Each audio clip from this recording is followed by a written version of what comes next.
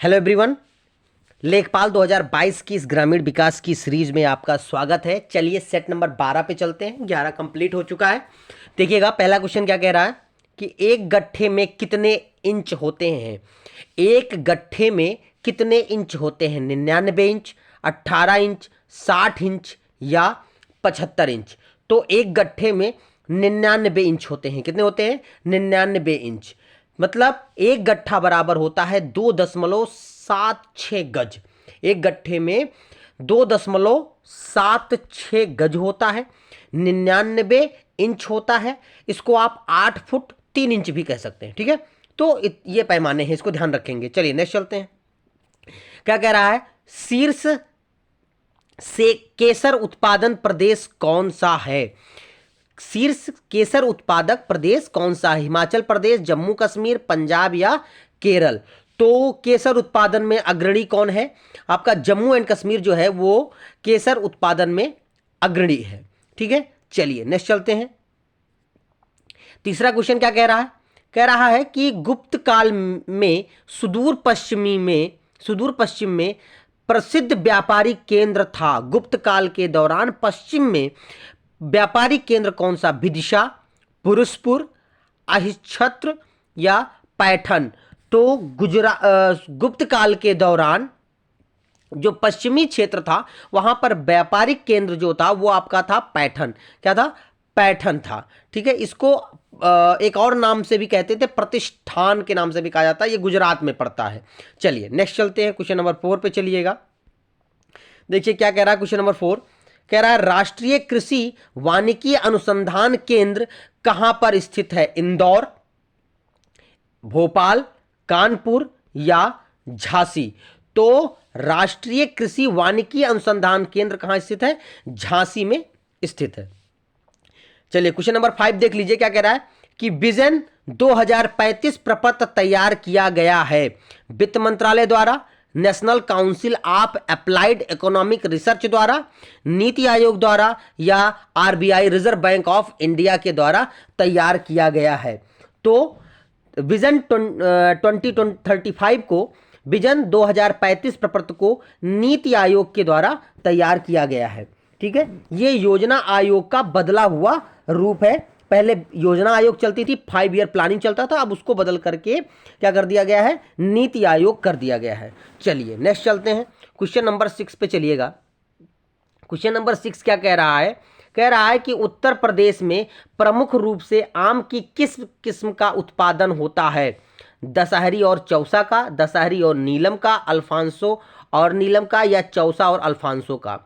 तो अल्फांसो आम महाराष्ट्र क्षेत्र में आता है, तो इसमें अल्फांसो होगा नहीं। दशहरी और चौसा आम जो है वो उत्तर प्रदेश में मुख्य रूप से इसका उत्पादन किया जाता है। तो इसका ऑप्शन नंबर ए सही हो जाएगा। चलिए नेक्स्ट चलते हैं। क्वेश्चन नंबर 7 पे देखिए क्या कह रहा है। क्वेश्चन नंबर 7 कह रहा है कैनोल मानव उपयोग के लिए उगाई गई विशिष्ट प्रकार की तिलहन सरसों की किस्म को निर्दिष्ट करता है। इन किस्मों की विशेषता क्या है? कैनोल जो है वो एक तिलहन का मतलब सरसों का एक किस्म है। तो इसकी विशेषता क्या है?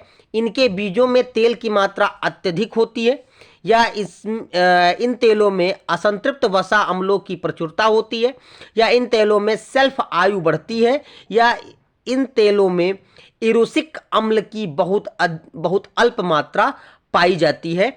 तो इसका जो ऑप्शन होगा वो डी होगा कि कैनोला जो है, कैनोला जो एक तेल है, इसमें इरुसिक अम्ल की मात्रा जो है बहुत ही कम पाई जाती है। ठीक है, 2% से भी कम पाई जाती है, 2% से भी कम पाई जाती है इसमें। ठीक है, चलिए नेक्स्ट चलते हैं। क्वेश्चन नंबर 8 देखिएगा क्या कह रहा है। क्वेश्चन नंबर 8 कह रहा है कि नारियल उत्पादन में शीर्ष राष्ट्र कौन सा है? कहां पर सबसे ज्यादा नारियल उत्पादन होता है? इंडोनेशिया में, भारत में, मलेशिया में या फिलीपींस में। तो नारियल उत्पादन में भारत अग्रणी है। नारियल उत्पादन में भारत जो है वो बहुत अग्रणी है। ठीक है, चलिए आगे चलते हैं। क्वेश्चन नंबर 9 देखिएगा क्या कह रहा है कि गन्ने के रस में समग्र ठोस पदार्थ के प्रतिशतता को कहते हैं? कह रहा है गन्ने के रस में समग्र ठोस पदार्थ के प्रतिशतता को कहते हैं sugar index, brix, sucrose index या इनमें से कोई नहीं। तो इसका ऑप्शन नंबर बी सही होगा। गन्ने के रस में समग्र ठोस पदार्थ की प्रतिशतता को ब्रिक्स कहा जाता है। क्या कहा जाता है? ब्रिक्स कहा जाता है गन्ने के अंदर समग्र ठोस पदार्थ की प्रतिशतता को।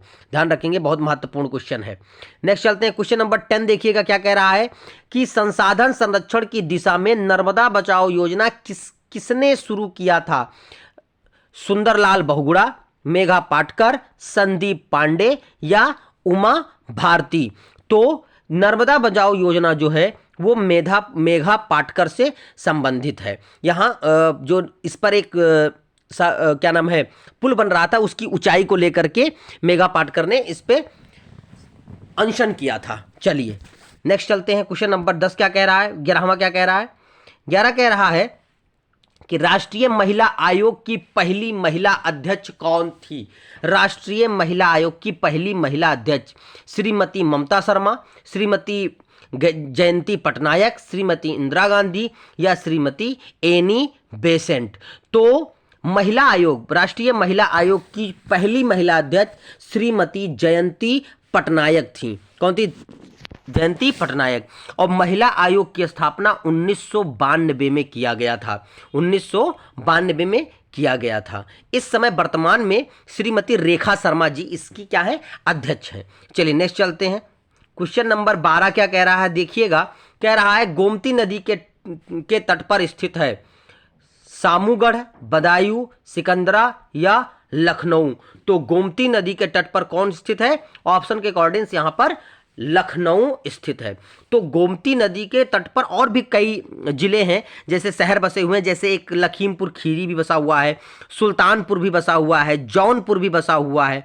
ठीक है, तो इतने जो शहर हैं वो गोमती नगर के तट पर बसे हुए हैं। चलिए आगे चलते हैं, क्वेश्चन नंबर 13 क्या कह रहा है कि उत्तर प्रदेश राज्य के किस नगर को खुशबुओं का शहर कहा जाता है? मेरठ, लखनऊ, कन्नौज या आगरा? तो कन्नौज को खुशबुओं का शहर कहा जाता है क्योंकि यहाँ पर इत्र का व्यापार होता है। यहाँ के जो इत्र व्यापार को पूरे देश भर में जाना जाता है। चलिए नेक्स्ट चलते हैं, क्वेश्चन नंबर 14 पे चलते हैं। क्या कह रहा है? ध्यान दीजिएगा, क्वेश्चन नंबर 14 क्या कह रहा है? कह रहा है उत्तर प्रदेश में औसत जोत का आकार है 0.5 हेक्टेयर से अधिक किंतु 1 हेक्टेयर से कम, 1 से ज्यादा लेकिन 2 से कम, 2 हेक्टेयर से ज्यादा लेकिन 3 से कम, या 3 से ज्यादा या 4 से कम। तो उत्तर प्रदेश में औसत जोत जो है वो हाफ हेक्टेयर से अधिक है लेकिन 1 हेक्टेयर से क्या है? कम है। चलिए नेक्स्ट चलते हैं, क्वेश्चन नंबर 15 देख लिए, चित्रकारी की मथुरा शैली को किस नाम से जाना जाता है? ब्रज शैली, रसखान शैली या ए बी दोनों या इनमें से कोई नहीं? तो मथुरा की शैली को ब्रज शैली के नाम से भी जाना जाता है। चलिए नेक्स्ट चलते हैं, क्वेश्चन नंबर 16 देखिएगा, बहुत महत्वपूर्ण क्वेश्चन है कि उत्तर प्रदेश राज्य ललित कला अकादमी कहाँ स्थित है? उत्तर प्रदेश राज्य ललित कला अकादमी बनारस में, कानपुर में, लखनऊ में या इनमें से कोई नहीं? तो राज्य ललित कला अकादमी जो है वो आपका लखनऊ में स्थित है। कहाँ स्थित है? लखनऊ में स्थित है। चलिए नेक्स्ट चलते हैं, क्वेश्चन नंबर 17 देखिए क्या कह रहा है? उत्तर प्रदेश में स्थापत्य कला के प्राचीनतम नमूने मिलते हैं मौर्य काल में, गुप्त काल में, कुषाण काल में या मुगल काल में? तो उत्तर प्रदेश में स्थापत्य कला के जो प्राचीनतम नमूने हैं वो कब मिलते हैं? मौर्य काल में मिलते हैं। कहाँ मिलते हैं? मौर्य काल में। सबसे पुराना जो स्थापत्य कला का है तो वो मौर्य काल का माना जाता है। चलिए क्वेश्चन नंबर 18 पे चलते हैं, क्या कह रहा है कि खरीफ की फसल कब बोई जाती है? मई से जुलाई, नवंबर दिसंबर या मार्च अप्रैल या अगस्त और सितंबर?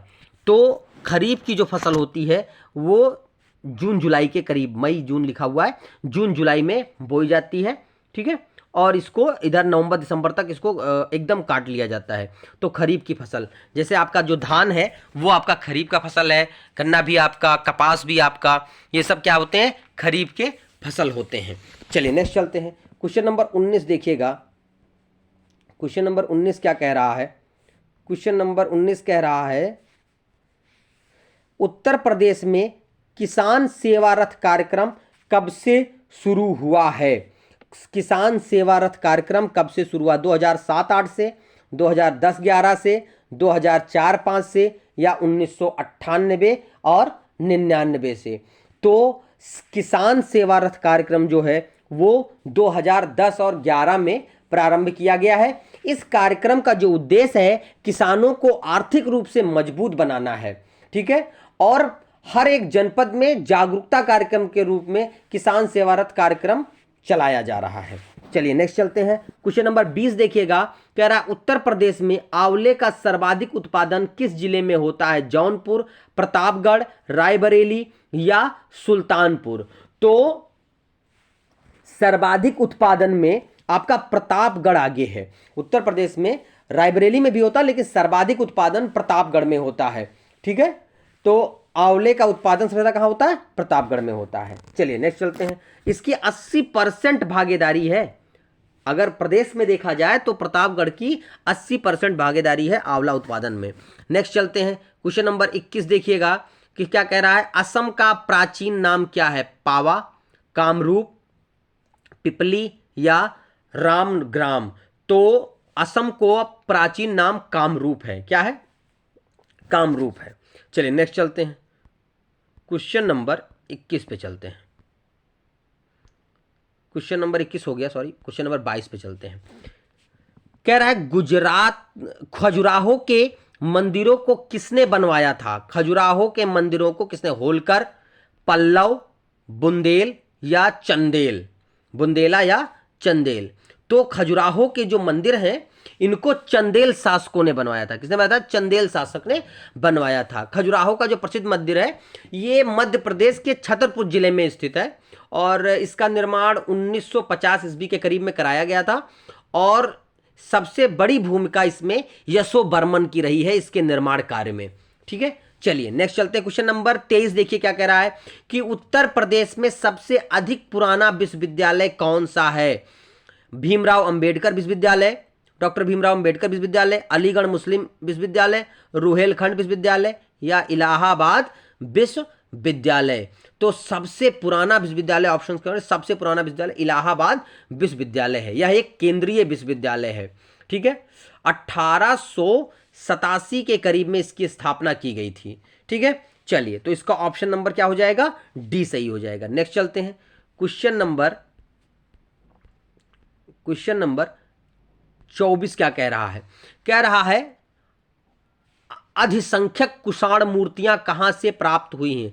अधिसंख्यक कहां, सब सर्वाधिक मूर्तियां कहां से मिली हैं? तक्षशिला, पेशावर, मथुरा या पाटलिपुत्र? तो सर्वाधिक जो है अधिसंख्यक कुषाण मूर्तियां जो हैं आपको मथुरा से मिली हैं। कहां से मिली है? मथुरा से मिली है, क्योंकि इतिहास बताता है कि कुषाण काल का जो केंद्र था, जो मथुरा कला, तो वो मथुरा कला था, केंद्र बिंदु था। तो यहाँ पर इनके जो मूर्तियां हैं वो ज़्यादा मिलती हैं, ठीक है। चलिए क्वेश्चन नंबर 25 चलते हैं। आखिरी क्वेश्चन है इस सेशन का, ठीक है। चलिए न कह रहा है कि निम्नलिखित में से किसको संगीत शास्त्र का पितामह कहा जाता है? ठाकुर जयदेव सिंह को, जपला प्रसाद मिश्र को, पंडित दिलराम मिश्र को या अमीर खुसरो को? तो संगीत शास्त्र का पितामह किसे कहा जाता है? तो ठाकुर जयदेव सिंह जी को संगीत शास्त्र का क्या कहा जाता है? पितामह कहा जाता है, ठीक है। तो इसका ऑप्शन नंबर ए सही हो जाएगा। तो ये हमारे 25 क्वेश्चन थे। फिर नए वीडियो नए सेशन के साथ मिलेंगे, तब तक के लिए जय हिंद, जय भारत।